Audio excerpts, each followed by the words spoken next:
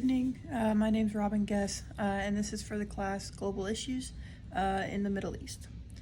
So I went with environmental issues in the Middle East, and I found an article labeled Sustainability in the Middle East, Complications and Opportunities. So as most people know, the Middle East is very difficult over there. There's lots of wars, there's lots of fighting, there's not a lot of communication between governments. And so when that happens, their environment can go down. And this article pretty much talks about the challenges and the avenues that they could use for sustainability development.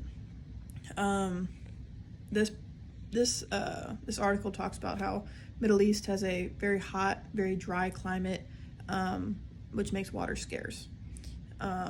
And they only have, the region possesses only about 1% of the world's consumable water. So a very, very small amount. It makes water difficult. It makes getting plants to grow, trees to grow. So with that, it contributes to the carbon emissions and environmental degradation due to the disposal of saline byproducts. So pretty much anything that's man-made is being disposed of in the desert, but it can't degrade itself because it's not natural and it doesn't belong in the desert, and so the desert won't eat it down and break it away.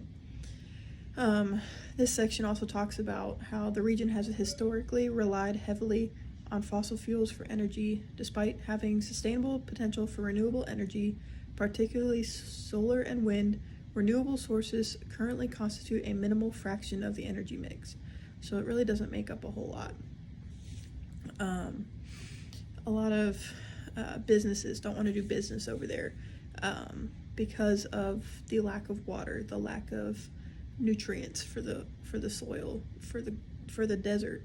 There's nothing to build there. It's hard to build there due to the lack of nutrients in the soil. And so supply chains coming through the country can get disrupted, or through the countries in the Middle East can get disrupted because there's no water along the way to keep people alive across the desert, which then slows progress, which then slows supply trains, supply lines, everything like that.